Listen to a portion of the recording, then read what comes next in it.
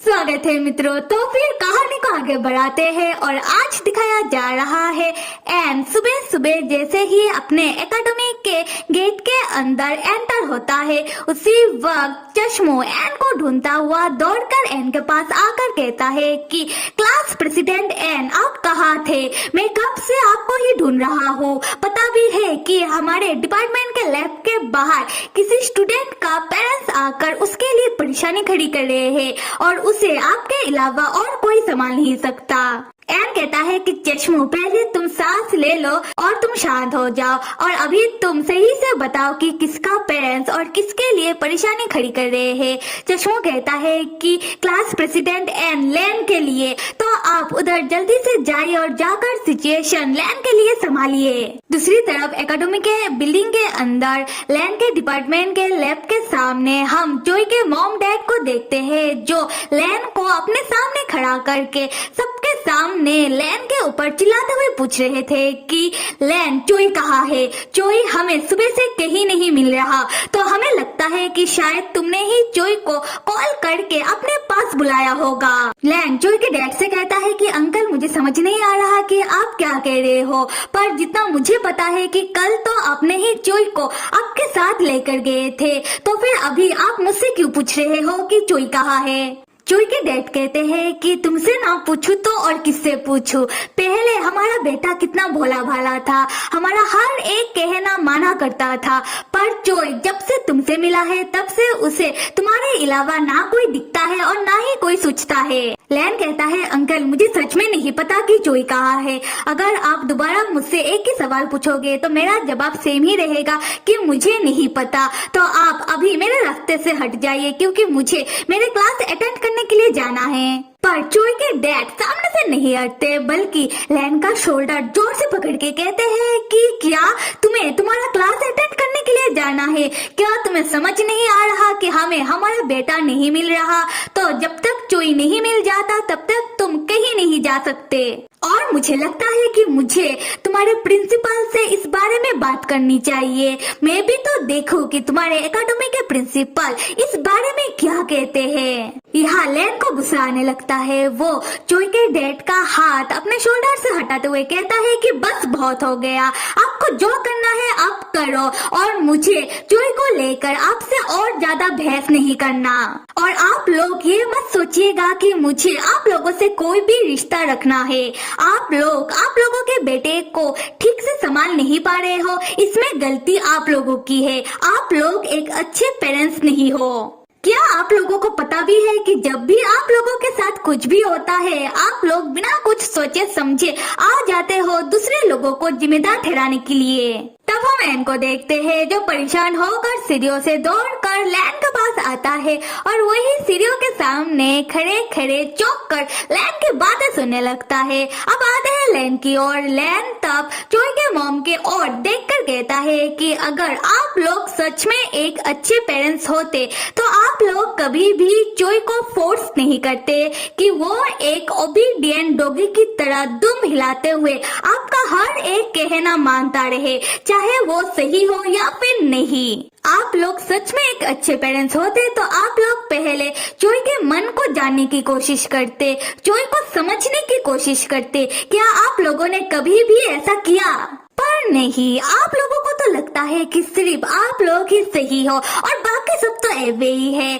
खैर, इस बात को और ज्यादा नहीं बढ़ाते हैं और आप लोगों की जानकारी के लिए बता दूं, जैसा आप लोगों ने कहा कि हम दोनों एक दूसरे को छोड़ दे, तो मैंने चोई को छोड़ दिया। इसीलिए हम दोनों एक दूसरे के साथ बहुत सालों से कोई भी कांटेक्ट में नहीं है और इसी कारण आप लोगों को भी कोई अधिकार नहीं है कि आकर मुझसे कोई भी सवाल जवाब करने बैठ जाओ। ये कहते हुए लैन चोई के डैड के सामने से अपने क्लासेस के ओर जाने लगता है, पर चोई के डैड ये अंकल इतना ढीठ है कि वो लैन को दोबारा जाने नहीं देते और अपने हाथ से लैन का रास्ता रोकते हुए कहते हैं कि हाँ, माना कि हमें तुमसे कोई भी सवाल जवाब करने का कोई अधिकार नहीं रहा, पर और हमें लगता है कि तुम्हारे पेरेंट्स को इस एकेडमी में बुलाना चाहिए, लोगों को भी तो पता चले कि तुम कितने बड़े ट्रबल मेकर हो। और हमें एक बात समझ नहीं आ रहा कि तुम जैसे लड़के को इतने अच्छे एकेडमी में एडमिशन मिल कैसे गया। और हम भी एक और बार तुम्हारे अच्छे पेरेंट्स से मिलेंगे जो तुम जैसे बेटे को पाल रहे हैं, और लोगों को भी पता चल जाएगा कि कौन कितना अच्छा पेरेंट्स है। और यहाँ हमें साफ साफ समझ में आ रहा है कि जोई के डैड लैन को लैन के पेरेंट्स के बारे में बात करके टॉन्ट मारकर बातें सुना रहे हैं। तब लैन बहुत भड़क जाता है और भड़क कर अपने पूरी ताकत के साथ जोई के डैड का हाथ पकड़ लेता है। जोई के डैड तब लैन से डर जाते हैं और लैन से पूछने लगते हैं कि ये तुम क्या करने की कोशिश कर रहे हो। एंड तब लैन को इतना गुस्से में देखकर कहता है कि ये बिल्कुल भी सही नहीं हुआ। लैन को बहुत गुस्सा आ रहा है। आते हैं लैन की ओर। लैन बहुत गुस्से में जोई के डैड से कहता है कि आपको ये अधिकार किसने दिया कि आप मेरे पेरेंट्स को बीच में लाए। तब जोई के डैड गुस्से में लैन के ऊपर चिल्लाने लगते हैं और लैन तब और ज्यादा भड़क जाता है और जोई के डैड को धक्का मार देता है। ये देखकर जोई की मॉम बीच में आकर लैन को रोकने की कोशिश करती है, ये कहते हुए कि लैन तुम ऐसा क्यों कर रहे हो। लैन तब गुस्से में कहने लगता है कि इसमें मेरी कोई गलती नहीं है, सब गलती आप लोगों की है। और लैन तब बार बार एक ही बात को दोहराने लगता है कि इसमें मेरी कोई गलती नहीं है। तब हम लैन को देखते हैं जिसका शरीर का ब्लू मार्क धीरे धीरे करके लैन की फेस तक आने लगता है, पर लैन के मेकअप के कारण ज्यादा दिखाई नहीं दे रहा। पर हमें समझ आ रहा है कि लैन गुस्से में धीरे धीरे करके ज़ॉम्बी में बदलता जा रहा है। उसके बाद लैन गुस्से वाला लुक जोई के मॉम डैड को देते हुए कहता है कि लैन का जी कर रहा है इन सबको मार देने का।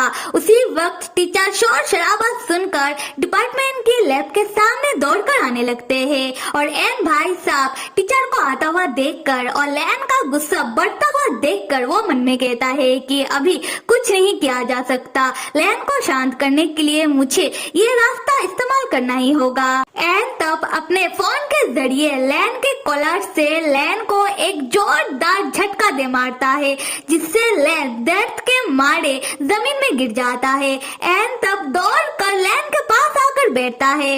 एन लैन से कहता है कि लैन तुम यहाँ मत रुको, तुम अभी इधर से चले जाओ और मैं इन लोगों को संभाल लूंगा। उसी वक्त एन की नजर लैन की आंखों की ओर पड़ता है और एन लैन से कहने लगता है कि लैन ये क्या हुआ, तुम्हारा आंखों का रंग पहले से इतना ज्यादा बदल कैसे गया। लैन कहता है कि उसे दर्द हो रहा है। एन जैसे ही अपना हाथ लैन के फेस के ओर बढ़ाने लगता है लैन की आंखों को देखने के लिए, लैन एक झटके में एन का हाथ हटाते हुए लैन उठकर एकेडमी की सीढ़ियों से दौड़कर उतरने लगता है। एन भी तब उठकर खड़ा होता है और टीचर की ओर देखकर कहता है कि टीचर क्या आप यह सब संभाल सकते हो। टीचर कहते हैं कि हाँ बेटा एन मैं यह सब संभाल लूंगा, तुम जाकर बेचारे लैन को संभालो। एन भी तब दौड़कर लैन के पीछे पीछे सीढ़ियों से उतरते हुए लैन से कहता है कि लैन तुम रुको तो सही। लैन एन का आवाज सुनकर वो और तेजी से सीढ़ियों से उतरने लगता है। इस चक्कर में लैन सीढ़ियों से गिर पड़ता है। ये देखकर एन तब लैन के पास आकर कहता है कि लैन क्या तुम्हें दर्द हो रहा है। लैन तुम मुझे मत दोषना, मैं नहीं चाहता कि किसी और के वजह से तुम्हें कोई भी तकलीफ हो, मैंने तो बस तुम्हें रोकने के लिए तुम्हें झटका दिया था। लैन परेशान होकर एन से कहता है कि गधे कहीं के तुम चुप रहो,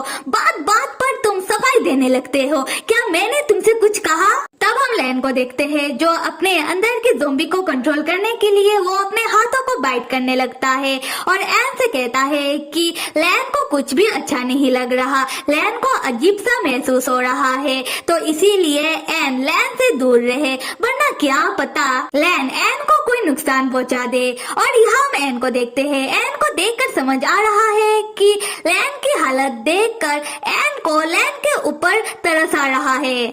तो फिर मेरे प्यारे मित्रों, उम्मीद है कि आप लोगों को मेरा एक्सप्लेनेशन पसंद आ रहा होगा और कहानी को आगे देखने के लिए आप सब लाइक, सब्सक्राइब और कमेंट करना तो बिल्कुल भी मत भूलिएगा। Till then stay with me and see you.